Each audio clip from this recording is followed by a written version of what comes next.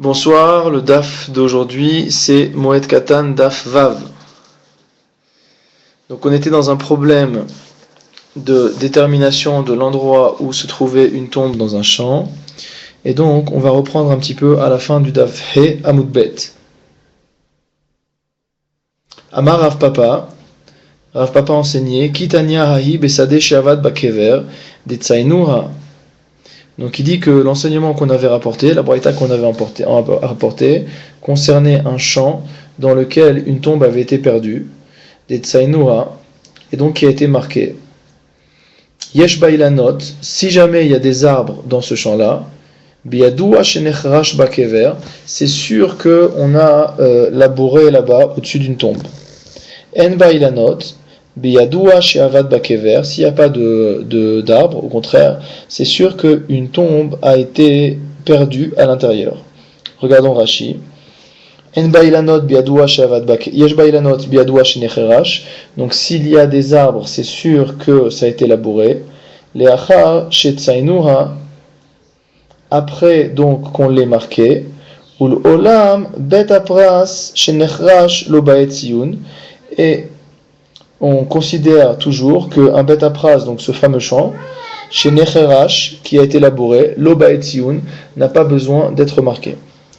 En Bailanot Biadoua Shevad Bakever, par contre, s'il n'y a pas d'arbre dans ce champ, c'est sûr qu'une tombe a été perdue. Velo Necherash, et c'est pour ça qu'elle n'a pas été labourée. Alors la Gemara pose la question, Velechush Dilma Ilanot Migvai Vekever Mibrai, pourquoi ne craint-on pas que les arbres soient à l'intérieur du champ et que la tombe soit à l'extérieur? Et donc finalement le fait que le champ soit labouré ne signifie pas qu'on a labouré une tombe et qu'il n'y a plus à craindre qu'on ait la quantité de morts nécessaire à causer la Toum'a, mais ça signifie simplement que la tombe est à l'extérieur du champ.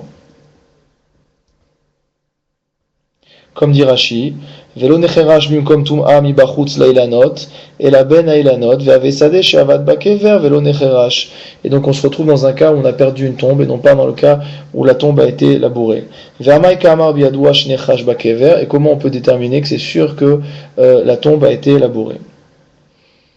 Kede amar oula, comment enseigner oula? Be'omdim alagvulin. C'est dans le cas où les arbres sont sur les limites du champ. C'est-à-dire, Rashi précise, chez le Reshut Arabim, on est à la limite du Reshut Arabim, des Vadaile Katum Amibrai, dans ce cas-là, si le champ jouxte le Reshut Arabim, le domaine public, c'est sûr qu'il n'y aura pas de tombe à l'extérieur donc, de ces arbres-là. Pourquoi Delo Kavre Inche Birshut Arabim, car les gens n'ont pas l'habitude d'enterrer leurs morts dans le domaine public. Et là, Ben Ailanot Haviatum A, mais simplement ça signifie que la Tum'a, l'impureté réside bien entre les arbres.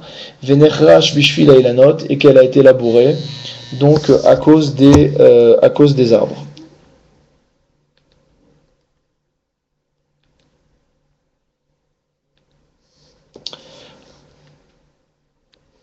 Vedilmatum amigvai, donc on commence le Vav. Vedilmatum amigvai, et pourquoi ne dirait-on pas que la Tum'a est à l'intérieur, Veilanot mibrai, et que les arbres sont à l'extérieur? Rashi, Vedilmatum amigvai, Velo ben ailanot, pourquoi ne dit-on pas que peut-être que la Tum'a est à l'intérieur et non pas entre les arbres? Velo necherash b'makom tum'a, et que ça n'a pas été labouré à l'endroit où il y a la tum'a. Alors la Gemara dit bimsubachin, dans le cas où on est dans des arbres qui ne sont pas qui sont mélangés mot à mot. Rashi explique chez Enan omdim beshura achat, dans le cas où les arbres ne sont pas plantés en une seule ligne, saviv agvulin, autour donc des limites, et là meoravin bechol asadeh. Et donc il y a des arbres partout dans le champ. Dans ce cas-là, c'est sûr que tout le champ a été labouré à cause des arbres. Et donc dans ce cas-là, on ne peut pas tirer de preuve puisque forcément, quelle que soit la position de la tombe, on va avoir labouré le champ. Emma, ha amar, veibait Emma, et si tu veux, propose quoi? Ha amaran, en machikin siun mimakom tum'a, que normalement on ne doit pas éloigner la marque, donc comme quoi il y a de l'impureté, de l'endroit où se trouve l'impureté. Shelo le hafsid et Eretz Israël, comme on avait vu, pour ne pas faire perdre une once de la terre d'Israël en la rendant impure de manière inutile. Rashi, Vekevan shesamuch leilanot atziyun, et étant donné que la marque donc de l'impureté est proche des arbres, Vadai tum'a ben ailanot, c'est sûr que la tum'a se trouve entre les arbres, Venecherash bishvil ailanot, et que donc le terrain a été labouré à cause des arbres. Rabbi Yehuda Omer, Ad shesham zaken o talmid, les filles shenakol bekin badavar. On a vu que de toute manière, on ne déterminait pas l'impureté tant qu'il n'y avait pas un sage ou un ancien, parce que tout le monde n'est pas baki, n'est pas compétent en la matière. Amar Abaye en tire un enseignement plus général. Shmarmina atsurva merabanan deika bemata kol mile demata ale ramia. Abaye en tire que quand il y a un Talmid Chacham, Tsurva Merabanan généralement désigne un jeune Talmid Chacham, lorsqu'il y a un Talmid Chacham dans la ville, toutes les affaires donc de la ville doivent être déterminées sur sa responsabilité des Talmid Bakihu, car il est quelqu'un de compétent dans ces matières-là. Amar Rav Yehuda enseignait Matza Even Metsuyenet, si on trouve une pierre sur laquelle il est marqué qu'il y a de la Tum'a à proximité. Tarteha Tame, on considérera que sous cette pierre-là directement, il y a de l'impureté. Quel est le type de marque qu'il y a sur la pierre? Il s'agit de sid, donc de chaux, comme dit Rashi, Metsuyenet Besid Tarteha Tame. ומפי מורי הזקן אבן אחת מצוינת שיציד על גבה דנו צריך להרחיק הציון מן האבן לפי שהאבן גבוה על גבי קרקע. Rashi répond à une question ici qu'on aurait pu se poser nous-mêmes, à savoir qu'on avait vu antérieurement que si on marquait l'endroit même où se trouve la Tum'a, c'était inutile puisque on n'était pas arrivé, puisque dès qu'on voyait le signe, on s'était déjà rendu impur. Et donc ce qu'il fallait, c'est éloigner un petit peu le signe de l'impureté. Mais là, dans le cas d'une pierre, étant donné que la pierre donc est grosse et qu'on ne peut pas marcher dessus, si la pierre elle-même est marquée, on peut déduire que la Tum'a est sous la pierre. On n'a pas eu besoin de décaler le marquage de l'impureté de la pierre. Donc c'est ce qu'explique ici Rashi. Maintenant, Shtaim, s'il y a deux pierres qui sont marquées, Im yashsid benehen, s'il y a de la chaux entre les deux pierres, benehen tameh, entre les deux pierres, ce sera impur. Veimensin benehen, et s'il n'y a pas de chaux entre les deux pierres, benehem tahor, entre les deux pierres, ce sera pur. Rashi, shtaim metsuyanot artehen tame. Donc quand il y a deux pierres qui sont marquées, donc en dessous d'elles, c'est tamé.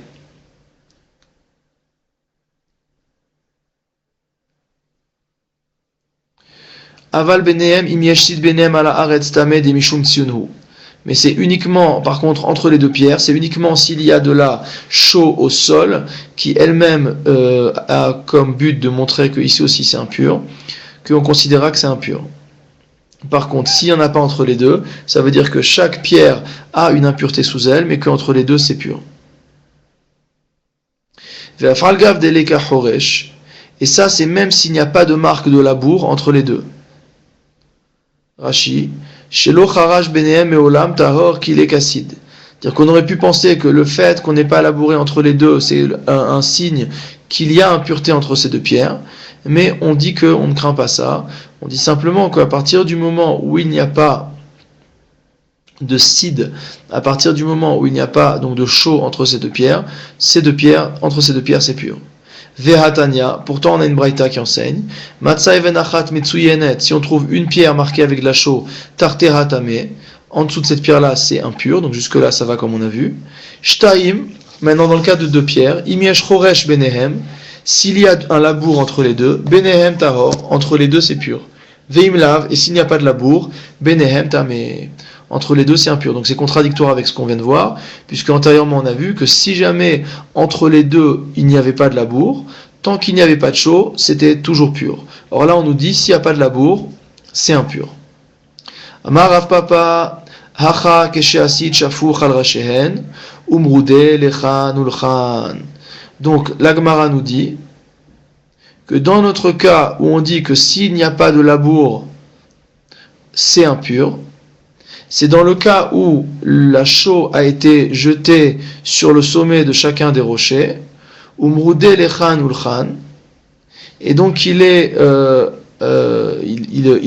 déborde de deux côtés. Ika choresh benehem, dans ce cas-là, s'il y a labour au milieu, benehem tahor, au milieu c'est pur.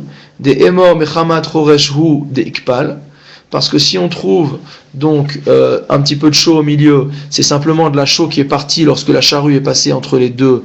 Comme on avait mis la chaux qui avait dégouliné sur le rocher, quand on a passé la charrue, ça a décroché de la chaux, ça a râpé de la chaux, et donc il y a de la chaux qui est tombée entre les deux rochers.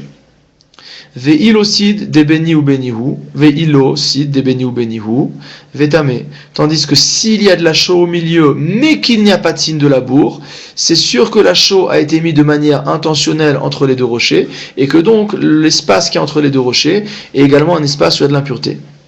Amar Ravasi, mitzad echad, metsuyanhu, tame.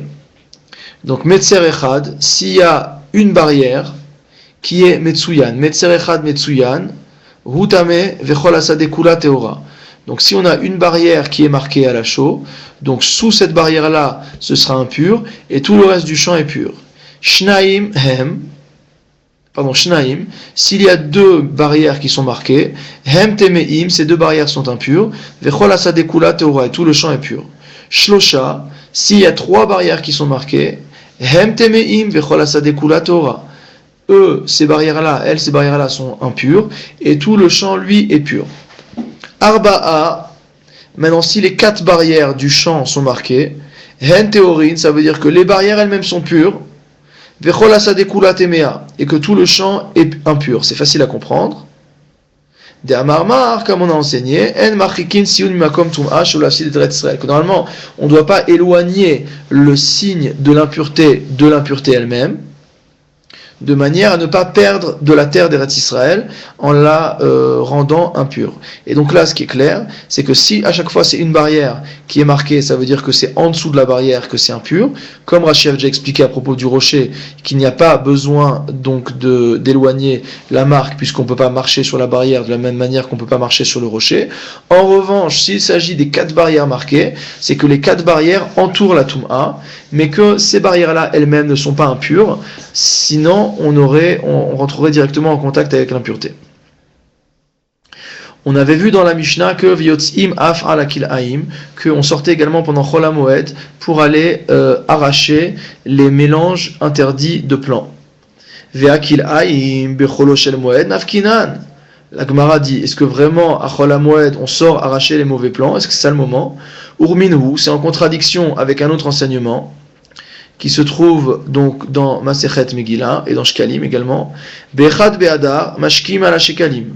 Le premier Adar, on mashmi'im, notamment on fait entendre, c'est-à-dire qu'on annonce la nécessité de prélever le machatzit shekel, le demi-cycle, qui servait à financer les korbanot de l'année.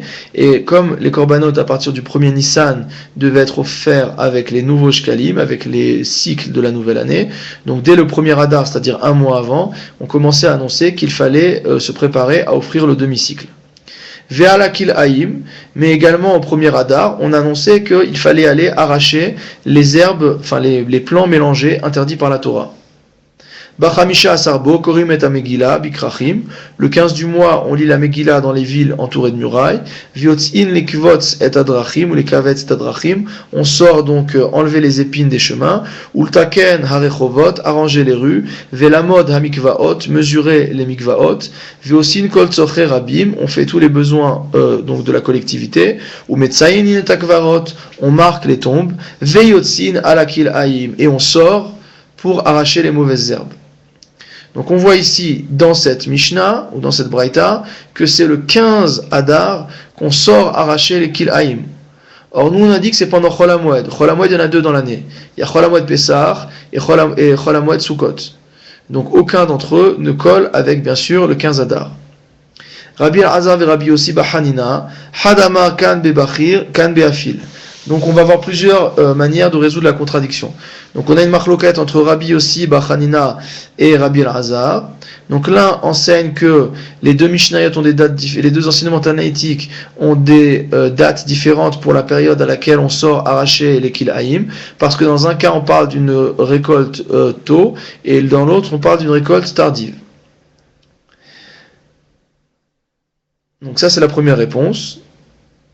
Vechadamar, et la deuxième réponse c'est quoi? Kan bizraim, kan birakot. Que dans un cas on parle donc des graines elles-mêmes, c'est-à-dire donc des céréales, et que dans l'autre cas on parle des yirakot, des légumes, et que les périodes ne sont pas les mêmes. Amar Ravasi, Amar Rabbi Yochanan, Ravasi enseigne Rabbi Yochanan, Loshanu elachen nitzan nikar. On ne parle que dans le cas où il n'y a pas de bourgeonnement qui est reconnu. Ava nitzan nikar. Par contre, dès qu'il y a un bourgeonnement qui se reconnaît dans ces plants mélangés, yotzin aleen, on doit immédiatement les altar, c'est un mot qui est interpolé par un certain nombre de commentateurs, et c'est ce qui se trouve dans les Yad. Donc on doit immédiatement sortir les arrachés, on n'a pas à attendre l'un ou l'autre des moments déterminés par nos enseignements. Dès qu'on voit qu'il y a des plants interdits mélangés qui sont en train de pousser et de bourgeonner, alors là, on doit les arracher. Alors maintenant la question revient. Maintenant même si on dit qu'il y a une période, que ce soit pour des tardives ou pour un certain type de récolte, pourquoi sortir à Chol HaMoed particulièrement? Amar Rabbi Yaakov, Amar Rabbi Yochanan, Mishum Schar Peula des Muzle Gaban. C'est parce que pendant Chol HaMoed, le salaire des ouvriers n'est pas cher. Puisqu'en fait il y a beaucoup de main d'œuvre, d'accord? Puisque les gens ne travaillent pas pendant Chol HaMoed, et généralement il n'y a que les pauvres qui ont le droit de travailler, pour avoir chez Mishen Lomayochal, celui qui n'a pas de quoi manger. Donc probablement qu'on va avoir des travailleurs bon marché, et donc on est intéressé à faire ces travaux à ce moment-là. Amar Rav Zevid vetema Rav Mesharshia Shmamina ki yahivnan leu sechar mitrumat alishka yahivnan leu. Il dit, si tu me dis qu'on fait attention au prix que vont revenir ces ouvriers chargés d'arracher les herbes mélangées, c'est que on les paye avec Trumat Alishka, on les paye avec de l'argent qui appartient au Beth Amikdash. Parce que si tu me dis qu'on les paye, que chaque Baal Habayit, chaque propriétaire terrien doit payer de sa propre poche l'arrachage des plants mélangés, qu'est-ce que ça peut nous faire? Combien il faut leur donner? C'est-à-dire, quelle que soit la date de l'année, de toute façon, il faut payer. On va pas faire autant on va faire des économies sur Trumat Alishka, parce que c'est l'argent du public. Et donc, on voit que dans la Torah, on fait attention à l'argent du public. On ne doit pas dilapider l'argent du public. Maintenant, si un particulier a une obligation, bien qu'il y ait également un principe sur lequel la Torah est Chassal Maunam Shel Israël, que la Torah fait attention à l'argent, donc des Béné Israël, de manière à ne pas causer de dépenses qui soient inutiles. Malgré tout, lorsqu'il y a une obligation ici de supprimer un Issur d'Oraïta, on ne va pas faire d'économie. S'il faut prendre quelqu'un qui coûte cher, on prendra quelqu'un qui coûte cher pour faire le job. Ve'ad kama. Maintenant, jusqu'à quelle quantité de kil'aïm, de mélange, doit-on considérer comme étant un mélange pour avoir l'obligation de le détruire? Amar Rav Shmuel bar Yitzhak ke ota sheshaninu. Rav Shmuel bar Yitzhak qui dit c'est comme ce qu'on a enseigné par ailleurs, donc un enseignement qui se trouve dans Masechet Kil'aïm au Perek Bet Mishnah Aleph.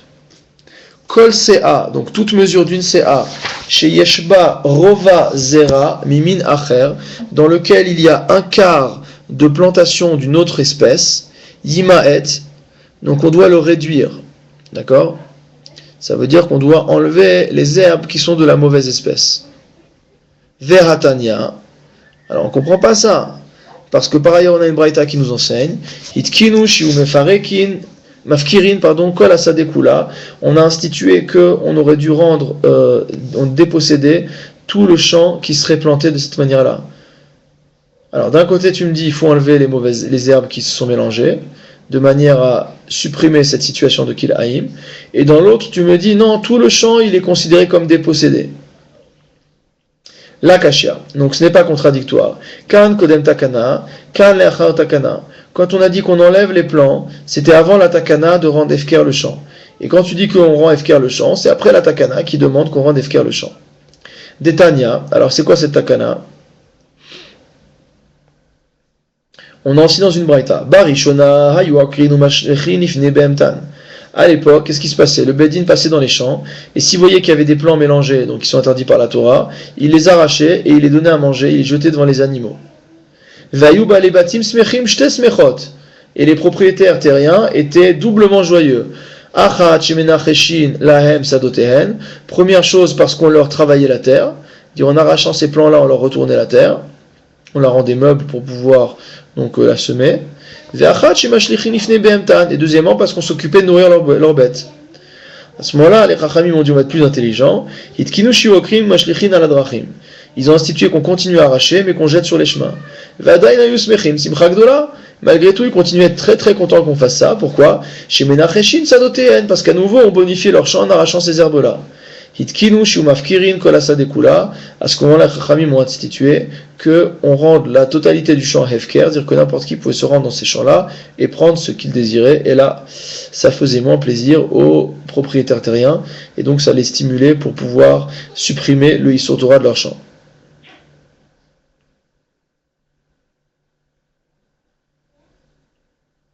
Ok. Nouvelle Mishnah. Rabbi Eliezer ben Yaakov Omer. Rabbi Eliezer ben Yaakov enseigne. Moshrin et Amaïn, mais ilan et ilan. On a déjà vu cet enseignement cité antérieurement. On a le droit de faire venir de l'eau d'un arbre à l'autre. Ou bilvat shelo yashket kol hasadeh, à condition de ne pas irriguer la totalité du champ. Zeraim shelo shatu lifnei hamoed, des plants qui n'ont pas bu, dire qui n'ont pas été arrosés avant la fête. Lo yashkem bamoed, on ne doit pas les arroser pendant la fête. Vachachamim matirin basé ou basé, et les chachamim autorisent les deux choses, comme précise Rashi, aussi bien l'ashkot et kol hasadeh kula, aussi bien donc d'arroser la totalité du champ, ou l'ashkot bamoed zeraim shelo shatu lifnei hamoed, et également donc d'arroser pendant chol hamoed des plants qui n'avaient pas été arrosés avant chol hamoed. Veha chachamim hainu Rabbi Meir, et les chachamim dont on parle ici c'est Rabbi Meir de Amarle al mashkin mimenu afilu sadeh bet habal, qui comme on l'avait vu autrefois était très permissif, on avait dit kochad etc, puisqu'il permettait même d'arroser un bet habal, c'est-à-dire un champ qui se suffit des précipitations naturelles. Gemara Amar Rav Yehuda enseignait imaita sadeh metunenet mutar. Si c'est un champ qui est ni sec ni mouillé, c'est-à-dire un champ qui est un petit peu humide, mutar, on aura le droit de l'irriguer. Tanya Nami Achi, on a également une braïta qui enseigne pareil, que chez Amrou Asur le Ashkotan Bamoed, lorsqu'on a dit qu'il était interdit donc d'irriguer un champ pendant la fête, Lo Amrou Ela Bizraim Shelo Shatu Milfnei Hamoed, on n'a parlé que de plants qui n'ont pas été arrosés avant la fête. Aval Zraim Sheshatu Lifnei Hamoed, mais des plants qui ont été irrigués avant la fête, Mutar le Ashkotan Bamoed, on aura le droit de les arroser pendant la fête. Veimaita Sadeh Metunenet, Mutar, et si c'est un champ qui est Metunenet, c'est-à-dire ni sec ni mouillé, d'accord? Rachid dit lecha vivesha, à la fois mouillé et sec. Mutar le ashkota, on aura le droit donc de l'irriguer. Ven mashkin sadeh girid bamoed. Par contre, on n'aura pas le droit donc d'arroser un champ parfaitement sec pendant Chol HaMoed. Vachachamim matirin basé ou basé, et les chachamim vont autoriser les deux choses, c'est-à-dire aussi bien d'arroser un champ qui est absolument sec, que d'arroser des plants qui n'avaient pas été arrosés avant Chol HaMoed. Amar Ravina enseignait Shmamina ahai tarbitza sharel et tarbutse becholo shel moed. Donc, il en déduit qu'on a le droit d'arroser un jardin potager pendant Chol HaMoed, puisque ce n'est pas un champ qui est gride. C'est quelque chose qu'on arrose régulièrement. Donc, Mistama, ce tarbitza, il a dû être arrosé avant. Et donc on aurait le droit. Mais en maintenant c'est un din qui est très compliqué. Et il faut voir, il y a un long tosfot sur le sujet. Maintenant, Sadegrid, Maïtama. Là, pour quelle raison on n'a pas le droit d'arroser un champ qui est complètement sec? Des Afla Mashvela. Chaofa. Il dit parce que si jamais ce champ sec allait donner une récolte tardive, on va lui permettre de donner une récolte plus tôt. Et donc ça c'est interdit. Hachanami afla mashvela charfa, et il dit ici aussi donc de la même manière que lorsque on arrose pour faire venir une récolte plus tôt, donc c'est interdit. Alors de la même manière ici aussi on va faire venir plus tôt.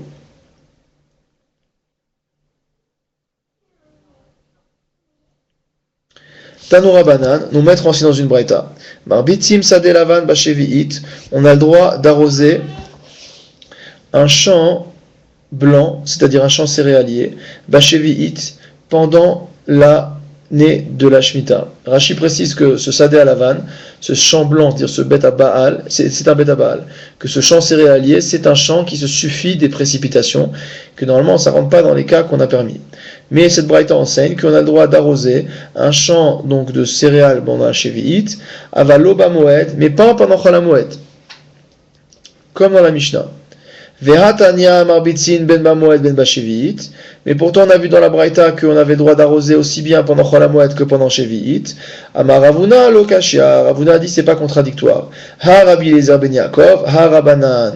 Donc l'une des Mishnayot, l'un des enseignements va selon Rabbi Eliezer ben Yaakov, l'autre enseignement va selon Chachamim. Tanya Idar, donc Rashi nous a déjà expliqué que Chachamim c'était Rabbi Meir. Donc celui qui interdit, c'est bien Rabbi Eliezer ben Yaakov, qui est plus mahmir, et celui qui permet, c'est Rabbi Meir, qui est matir, comme on avait vu antérieurement. Amar Ravuna, Tanya Idar, on a une autre braïta qui enseigne, Marbitzim sadelavan erev shevit, kedeshietsu yirakot bashevi'it, qu'on a le droit d'arroser un champ céréalier la veille de la Shemitah, de manière à ce que, ou un beth à Baal ici, puisqu'on parle de Yirakot, donc on a le droit d'arroser un beth à Baal, un champ qui se suffit des précipitations naturelles, on a le droit de l'arroser la veille de la 7e année, Kedesh Yotseu Yirakot Bashevi, de manière malgré tout à ce qu'il y ait des légumes qui sortent pendant la 7e année. Velood, et non seulement cela, et là, Shimarbitsim Sadelavan Bashevi'it Kedesh Yotseu Yirakot Lemotsei Shevit. On aura même le droit d'arroser un beth à Baal dans la fin de la 7e année, de manière à ce que ça sorte correctement à la fin de à la 8e année.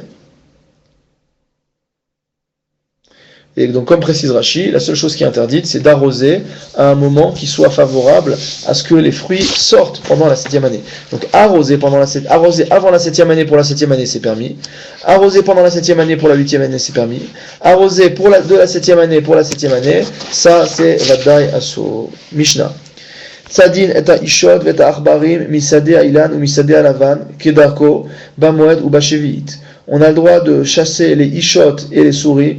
Je ne traduis pas parce qu'il y aura une discussion là-dessus dans la Gemara un peu plus loin. Donc dans le champ, dans un verger, ou misde alavan et dans un champ céréalier, kedarko bamoed, comme on a l'habitude de faire pendant la fête, ou bashevi'it, et également pendant la Shemitah. Vachachamim omri misde ailan kedarko. Selon les Chachamim, on aura le droit donc de les chasser dans un verger comme à l'habitude, ou misde alavan chez l'okedarko. Par contre, dans un beth à Baal, dans un champ qui se suffit des précipitations habituelles, donc là il faudra chasser de manière non habituelle.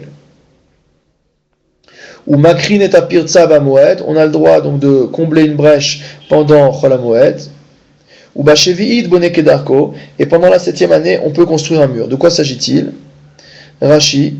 Ou makrin et apirtsa chez imnafla miktsata choser umtakena bamoed. Donc si un petit morceau donc du mur qui est tombé, on a le droit de l'arranger pendant Chol HaMoed. Ou bashevi'it bonek darko, et pendant la 7e année on a le droit de construire autant qu'on veut.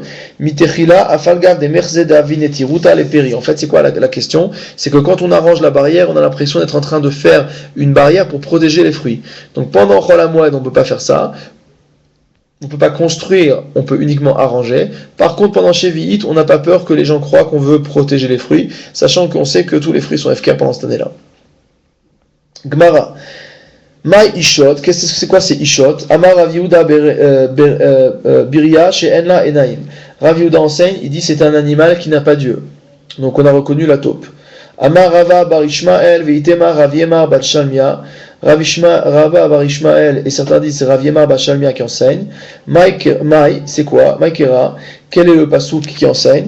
Kemo Shablul Temes Ya'alor Nefel Eshet Balchaz ou Shamesh. Que en fait, c'est ce pasouk qui dit Kemo Shablul, comme une limace, C'est comme ça que c'est traduit dans le Rashi, si je ne m'abuse, dans le Rashi Ktav Yad, dans le manuscrit de Rashi, non pas dans la version de Rashi que nous avons dans nos Gemarot.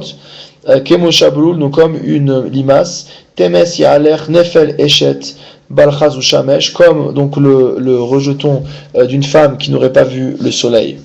Tanura Banan, donc en fait c'est ça. Donc cette limace selon la Girsat Rashi, ou alors cette taupe selon notre compréhension, c'est-à-dire un animal qui n'a jamais vu le soleil, de la même manière qu'un avorton n'a jamais vu la lumière. Tanura Banan, nous mettre dans une braïta, Sadin et Taishod et Achbari, Misda Alavan ou Misda Ilan Kedarko.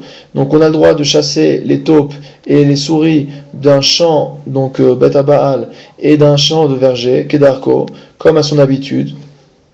Ou Machrivin Choren Emalim, et qu'on a le droit de détruire les fourmilières. Ketsan Machrivan, comment est-ce qu'on détruit les fourmilières? Rabban Shimon ben Gamliel Omer, il va donner une technique. Mevi Afar Mi Chorze, Venoten les tor chorze. On prend de la terre d'une fourmilière A et on la met dans une fourmilière B. Vehen chodkin zeedze, et donc les fourmis qui font partie donc de colonies différentes vont s'entretuer les unes avec les autres. Amar Raviema bar Shalmia, Raviema bar Shalmia enseigne, Misheme de Abaye, au nom d'Abaye, Vehu de Kae vitre Avre Nahara, c'est à condition que les deux fourmilières qu'on utilise se trouvent des deux côtés d'un fleuve. Vehu deleka gishra, et c'est à condition qu'il n'y ait pas donc de pont entre ces deux rives. Vehu deleka gamla, et qu'il n'y ait même pas un pont fin. Vehu deleka mitzra, et il faut même pas qu'il y ait une poutre sur laquelle on pourrait traverser en s'accrochant à un fil. Donc si vraiment il n'y a même pas ça, donc il y a impossibilité pour les deux colonies entre guillemets de se connaître, d'avoir pactisé entre elles, et donc on est sûr que si on met des fourmis de l'un endroit dans l'autre endroit, elles vont s'entretuer forcément, elles vont sentir une attaque. Donc c'est de l'éthologie là chez Chachamim. Donc il va y avoir une attaque donc d'une espèce, d'une famille de fourmis, d'une colonie de fourmis contre l'autre, et donc on va s'en débarrasser. Ad Kama. Donc jusqu'à quelle distance doivent être éloignées ces deux fourmilières pour que, dans le cas où s'il y a un fleuve entre eux, mais sans pont, qu'elles vont pas se connaître, il dit ad parsa. Il faut qu'il y ait au moins une distance de une parsa. Il est qu'à parsa benaïhu, c'est-à-dire que s'il n'y a pas une parsa entre elles, afalgav de ika nahara, même s'il y a un fleuve, et qu'il n'y a pas de passage, elles se connaissent d'une manière ou d'une autre. Nous, on ne sait pas comment, mais Chachamim, visiblement, ils savaient qu'elles se connaissaient. Adkan pour ce soir. Chizku ve'imtsu.